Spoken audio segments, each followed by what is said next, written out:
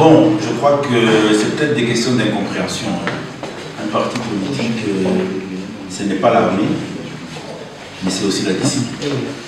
Donc, je vous ai dit que nous avons une commission, depuis le premier congrès de 2010, nous avons innové avec une commission électorale permanente.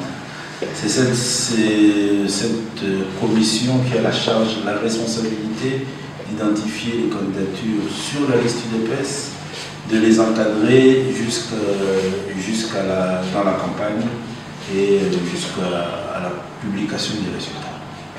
Donc nous n'avons qu'une seule candidature dans la province du Tanganyika, en la personne de Mme Julie. J'ai suivi aussi au loin certaines incompréhensions à travers certains membres, même cadres de notre parti.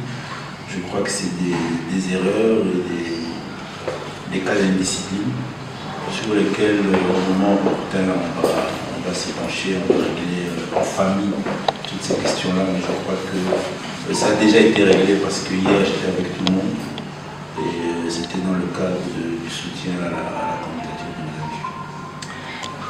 Parce que l'UDPS a une vision assez claire et connue sur la gestion du Congo d'abord tout entier et même à travers notre fédération sur le bonheur, le développement de la province du Tanganyika. Nous sommes un parti suffisamment implanté dans la province, nous connaissons les réalités et les difficultés sur le plan sécuritaire et même socio-économique de la province.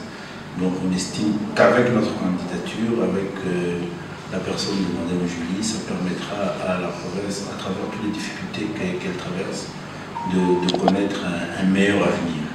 Un meilleur avenir, Mme Julie a aussi l'avantage d'avoir cet ancrage politique qui pourra être mis au bénéfice de la province à travers les différents programmes et projets qui pourront donner ce développement à la province du Tanganyika. La pleine bénédiction du leadership du parti, de l'UDPS. Le président Félix est le leader de notre parti. Et si moi, personnellement, je me déplace et on m'envoie ici pour soutenir et accompagner cette candidature, vous comprendrez que c'est tout le leadership de l'UDPS qui est par la magie de la campagne, par la magie d'un dialogue, d'un discours, d'un échange, ce qui a été fait durant les derniers jours.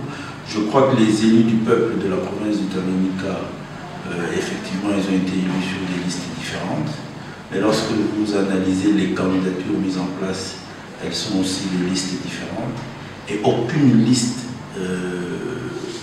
des élus de la province du Tanganyika n'a la majorité pour estimer avoir la province à elle seule. Donc nous avons estimé que nous avons un programme, nous avons un projet, nous avons ce souci et cet intérêt à voir cette province se développer.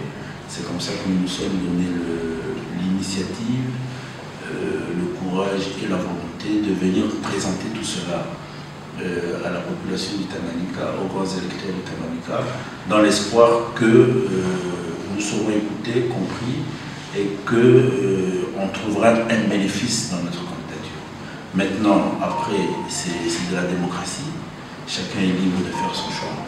Après avoir écouté notre discours, notre dialogue, nous espérons que nous serons compris parce qu'on estime qu'avec nous, cette province aura le bénéfice et l'avantage de ces projets de développement. C'est une province qui a d'énormes potentialités.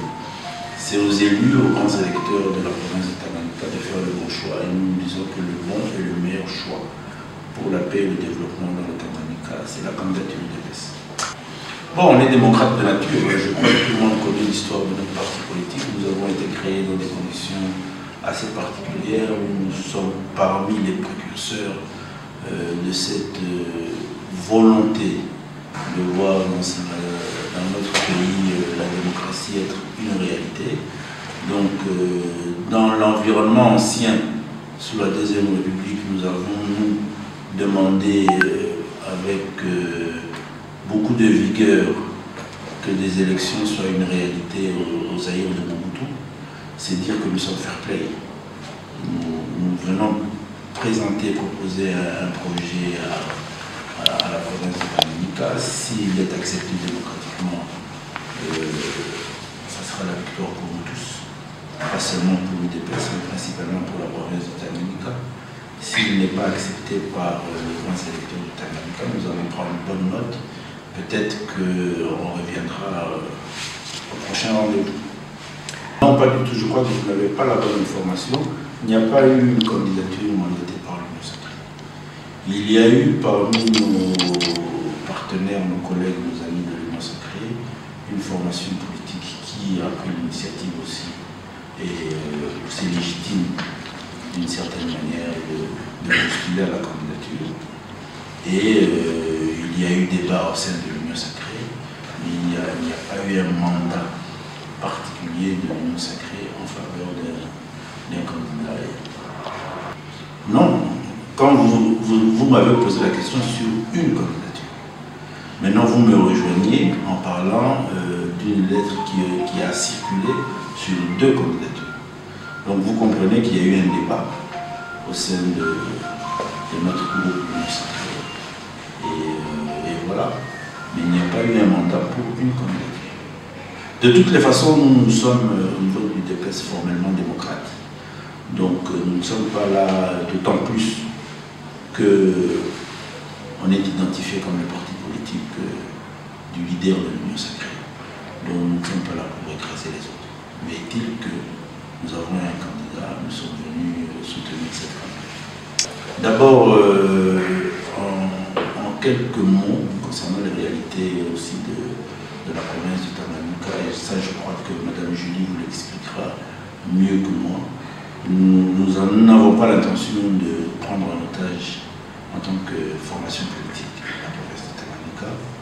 Nous estimons que c'est une province qui a des réalités multiples sur le plan aussi sociologique et peut-être même politique. Nous sommes ouverts et nous sommes convaincus que la gestion et la gouvernance se fera avec tout le monde, avec toutes les communautés, principalement pour régler aussi toutes ces questions intercommunautaires qui amènent à des conflits d'insécurité, et puis après avec toutes les compétences qui seront mises à la disponibilité du gouvernement provincial pour faire avancer tous les projets de développement. Le message principal, c'est que nous sommes le meilleur choix. Nous sommes le meilleur choix et à l'avantage de la province. Donc ils seront en face de leurs responsabilités et j'espère qu'ils prendront la meilleure décision pour la province. Et à la population?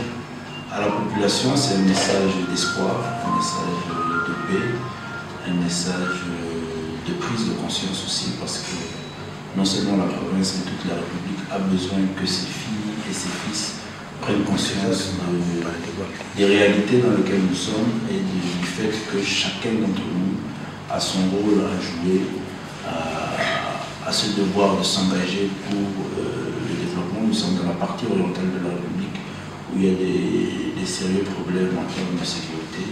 La sécurité nous concerne tous et nous devons tous être des acteurs de cette sécurité-là et du développement. Bon, nous sommes un parti politique extrêmement vivant. Nous sommes un parti politique, comme je l'ai dit, qui a été fondé sur des bases de liberté et de démocratie. Ce qui fait que les membres de notre parti politique s'expriment avec suffisamment de liberté, qui malheureusement par moments apparaît pour l'opinion, comme vous le dites là dans votre question, comme un désordre. Mais je crois que si vous observez les partis politiques dans cet angle-là d'un minimum de liberté ou de démocratie interne, avec une dose de tolérance en termes de discipline, ce n'est pas toujours un désordre. Mais c'est vrai que ça nécessite un encadrement assez particulier de la part des différentes autorités, les autorités du parti au niveau local et les autorités du parti au niveau national. Et je crois que j'ai déjà pris quelques temps dans la journée d'hier à mon arrivée pour des contacts et des échanges avec les structures du parti.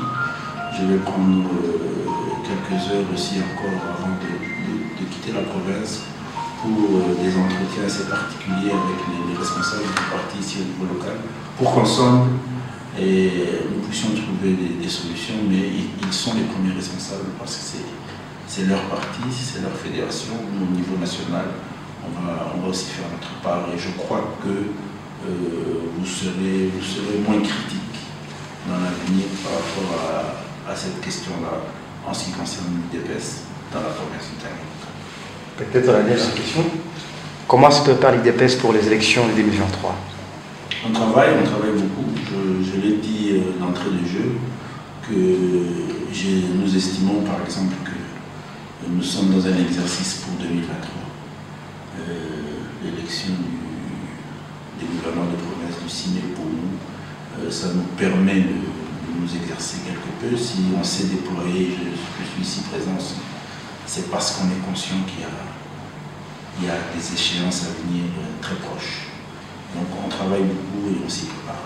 On a des défis à relever, principalement la réélection du président Félix Tshisekedi pour son deuxième mandat, mais encore aussi au niveau des différentes assemblées, donner à l'UDPS des sièges à la hauteur de sa renommée et de ses responsabilités.